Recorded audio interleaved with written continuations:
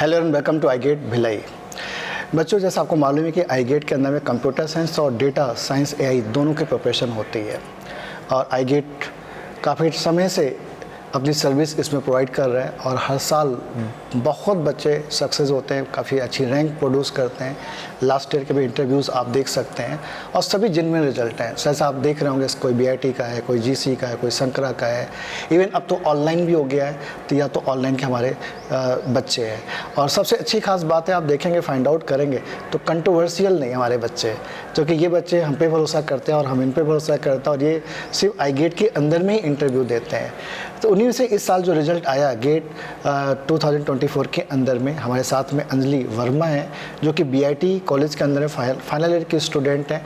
जैसा आपको मालूम है, गेट के अंदर में डेटा साइंस और एआई उस पेपर ऐड हुआ है, पहली बार ऐड हुआ है और इन्होंने उसमें एग्ज़ाम लिखा और इनकी रैंक 300 है। तो AIR 300 है इंडिया के अंदर में, तो बहुत अच्छी रैंक है, काफ़ी मतलब मोटिवेटिंग रैंक है ये। आप भी सब मोटिवेट हो सकते हैं कि फ़र्स्ट टाइम पेपर ऐड हुआ, फर्स्ट टाइम यहाँ से लोग रिज़ल्ट लेके आ रहे हैं। और भी लोग हैं, धीरे धीरे उससे भी मिलाऊंगा आपको डीए के अंदर में। तो अंजलि से मिलेंगे, इनके बैकग्राउंड के बारे में थोड़ा जानने की कोशिश करेंगे, इनकी प्रिपरेशन जर्नी के बारे में जानने की कोशिश करेंगे। अंजलि, सबसे पहले तो आपको बहुत बहुत बधाई कि आपने फाइनल में रहते रहते डीए के अंदर में 300 रैंक प्रोड्यूस कर ली है। Thank you sir. कैसा फील हो रहा है आपको? सर अच्छा लग रहा है, ऐसा कुछ एक्सपेक्टेशन था नहीं। डीए का पेपर स्टार्टिंग में सोचा भी नहीं था कि भरूंगी, आपने बोला कि भर दीजिए, पहली बार आया है तो इसलिए भर दिया था। Okay okay. और अनएक्सपेक्टेडली रैंक भी आ गई। हाँ, तो घर वाले को कैसा फील हो रहा है? सर मम्मी तो एकदम सरप्राइज थी कि सीएस में उतना अच्छा स्कोर नहीं आया, तो डीए में अनएक्सपेक्टेडली इतना अच्छा आ गया था। तो अभी आप थोड़ा सा बैकग्राउंड हम जानना चाहेंगे कि आपके घर में कौन कौन है और कितने भाई बहन हैं आप?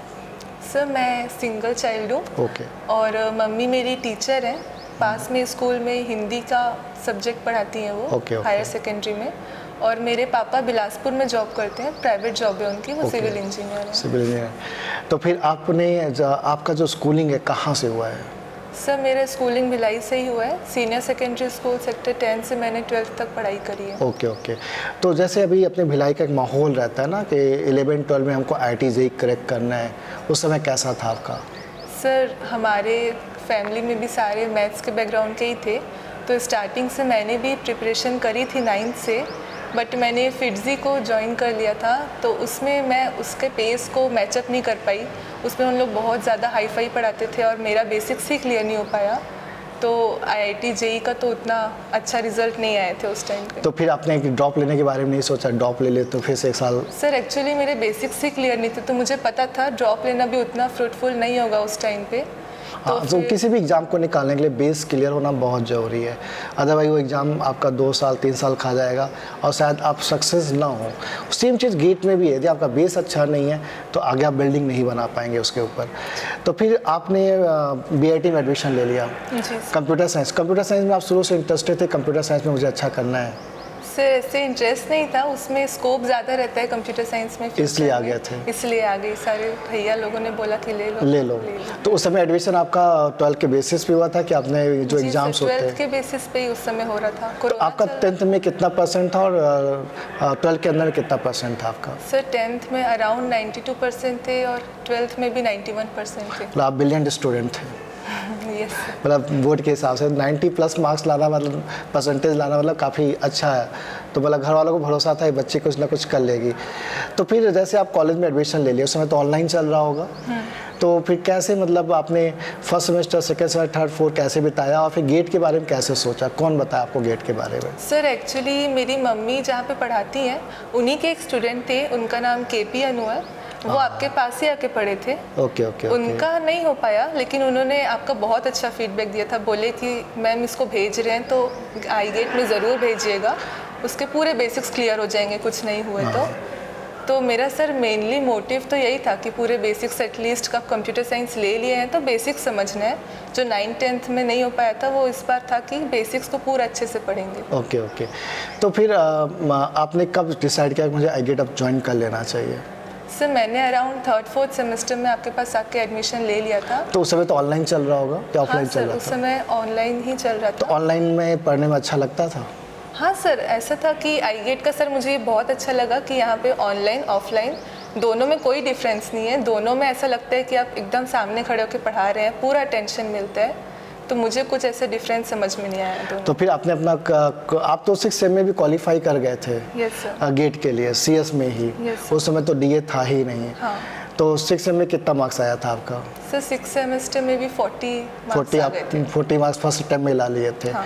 तो विश्वास तो जम गया था भाई, इतना ला लिए तब तो 1 साल और है, कर लेंगे अच्छा। Yes, sir. तो कैसे अपनी जर्नी फिर आपने स्टार्ट किया, और फिर DA का पेपर जब ऐड हुआ तो आपके दिमाग में क्या आया?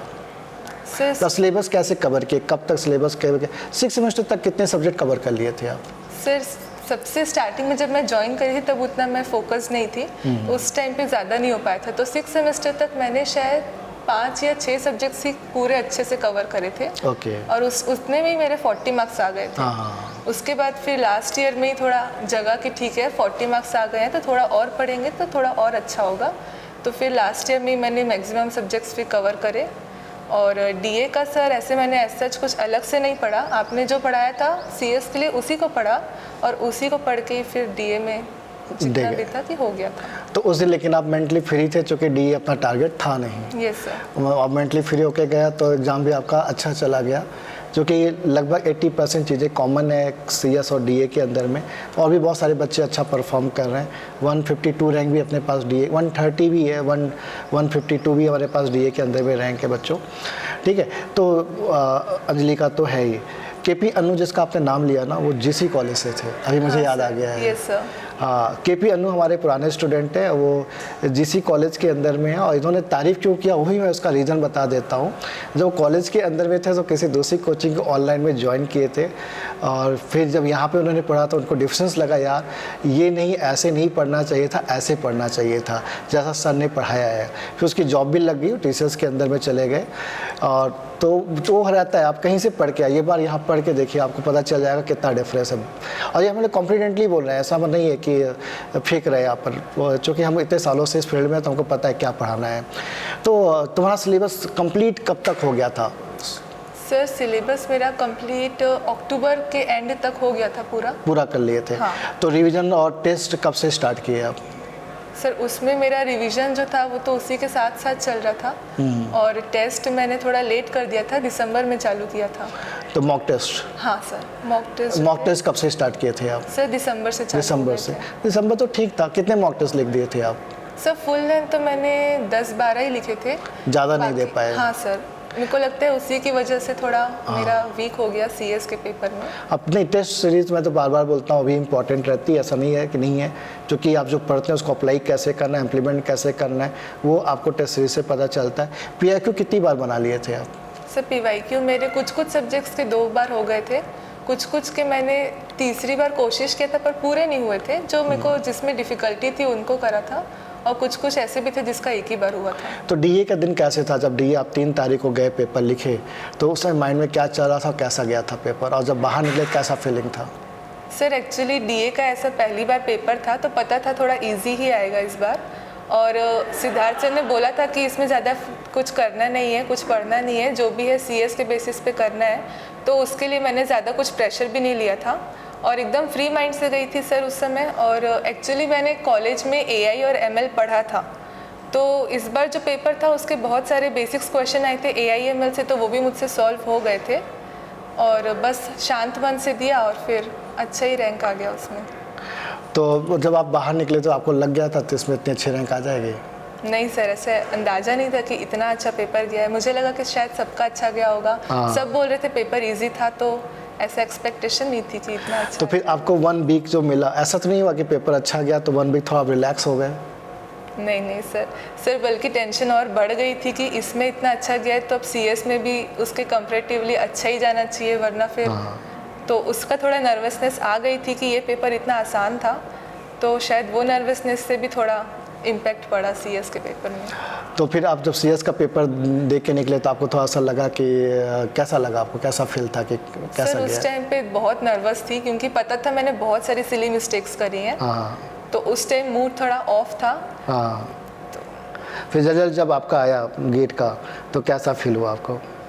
सर मेरा एक्सपेक्टेशन तो पूरा CS को लेकर ही था, पर अनएक्सपेक्टेडली DA में रैंक आ गई, तो थोड़ा खुशी भी था कि डीए में कुछ अच्छा हो गया, लेकिन थोड़ा दुख भी था कि सीएस जिसके लिए पूरी प्रिपरेशन करी थी उसमें थोड़ा ख़राब हो गया। चलिए कोई दिक्कत नहीं है, लेकिन आप कह रहे हैं कि इसमें भी अच्छा है तो इसके थ्रू भी अच्छी पॉजिटिव मिलेगी और भी ये पॉजिटिव देखते हैं क्या क्या मिल सकती है। अभी धीरे धीरे जितने भी फॉर्म्स आ रहे हैं आपको सारे फॉर्म भरने हैं और मतलब सर्च आउट कर लो। ऐसे आपको आई गेट के सारे एलुमनी से आप कनेक्टेड ही हो और भी लोग हैं, आपको हम भी आपको गाइड करते रहेंगे, बताते रहेंगे। फॉर्म एक भी नहीं छोड़ना है, सारी साइट से जितने भी IITs हैं उनकी साइट को देख लो क्या बोल रहे हैं कैसे है, फॉर्म सभी भरो, 100% हो जाएगा। और अभी IIIT हैदराबाद का भी एग्ज़ाम है, उसको भी तैयारी करो, उसको भी फोकस करो। IIIT हैदराबाद भी एक अच्छा कॉलेज है, टॉप IITs के बराबर का कॉलेज है, तो फिर उसमें भी होने का पूरा चांस है। ठीक है, डरने की ज़रूरत है। नॉलेज है वो 3 घंटे ही रहता है कि ऊपर नीचे थोड़ा हो जाता है, लेकिन नॉलेज था तभी तुम डीए के अंदर में अच्छा परफॉर्म कर पाई। ऐसा नहीं बोलते ना, बोल सकते तुक्का मार के आ गया और हो गया है, क्योंकि मैं तुमको पढ़ते हुए देखा हूँ और मतलब तुम लोगों से उम्मीद मुझे भी हो गई थी, क्योंकि तुम इतनी मेहनती थी कि हर क्लास में आना, ऑफलाइन में आना या ऑनलाइन में भी रेगुलर रहना, तो उससे हमको पता चल जाता है कि बच्चा तो सिंसियर है, बस को करने की ज़रूरत है। फिलहाल वो प्रेशर रहता है, 3 घंटे का एक माहौल रहता है, कोई बच्चा बहुत अच्छा उसको मैनेज कर लेता है। तुमने डीए में बहुत अच्छे से मैनेज कर लिया, लेकिन सीएस में शायद उतना अच्छे से मैनेज नहीं कर पाई किसी रीज़न से, उसमें भी कोई दिक्कत नहीं है। तो अपने जूनियर्स को क्या गाइडेंस देना चाहोगी, कैसे वो अपने आप को मोटिवेट रखें और कैसे आगे बढ़ें और जिससे कि उनकी भी रैंक अच्छी जनरेट हो? सर बस ऐसा कुछ मोटिवेशन नहीं चाहिए, आपका कंटेंट इतना अच्छा रहता है कि मुझे नहीं लगता कोई मोटिवेशन की ज़रूरत है। बस सर का कंटेंट ही अच्छे से पढ़ लें, PYQ उसको पढ़ लें तो रैंक अच्छी खासी आ जाती है। और मैं बोलूँगी कि 3rd ईयर में सब लोग कोशिश करें कि थोड़ा अच्छे से प्रिपेयर करके रैंक लाने की कोशिश करें, क्योंकि उससे एक अलग कॉन्फिडेंस आता है कि हाँ हम लोग ने भी इतना रैंक ले आया है, अब 4th ईयर में और कुछ अच्छा हो जाएगा। तो और सर यहाँ पे बहुत अच्छी बात है कि हमारे सीनियर्स लोग हैं जिन लोग बहुत हेल्प करें। मेरी स्पेशली बहुत हेल्प हुई कि कौन कौन सी चीज़ें हैं जिनको नहीं करना है, क्या क्या है, कौन कौन सी टेस्ट सीरीज़ लेना है, किसको कैसे अप्रोच करना है, वो सब बात मुझे सीनियर से ही पता चली। और यहाँ पे एक फैमिली की तरह से हम लोग हैं और सब खुले मन के हैं। मतलब आपको प्रॉपरली गाइड करेंगे, ऐसा नहीं कि आपने फीस जमा कर दिया फिर आपसे कोई मतलब नहीं है। ठीक है, और नॉमिनली फ़ीस है वैसे आई गेट की, बहुत ज़्यादा फीस भी नहीं है और बस फीस इम्पॉर्टेंट नहीं है, मेन है हमारे लिए बच्चा। एक बार यहाँ आ गया तो हमारे फैमिली का एक मेंबर हो गया आई गेट का, हम उसको तब तक केयर करते रहते हैं जब तक वो सक्सेस नहीं हो जाता है, और जब सक्सेस हो जाता है तो हमारी भी जिम्मेदारियाँ कम हो जाती है और फिर बच्चा वो हमारे लिए भी एक फैमिली का एक बड़ा सदस्य बन जाता है और यहाँ की फैमिली जो छोटी फैमिलीज आती है उनको भी गाइड करते रहता है। इस तरह से तुमको भी आगे सबको गाइड करना है, जिससे कि अपने जूनियर्स को मोटिवेट रखना है, जिससे कि वो लोग भी अच्छा परफॉर्म करें। और ऑल द बेस्ट आपको कि आप फ्यूचर में इस तरह से आगे बढ़ते रहिए और आपके अंदर में, आपके सपने में जो चल रहा है, जो आपको अचीवमेंट लग रहा है कि ये मिलना चाहिए, आपको मिले वो सब। ठीक है, आपको आपके फैमिली को बहुत बहुत बधाई। Thank you. All the best बच्चों, आप लोग भी लगे रहिए।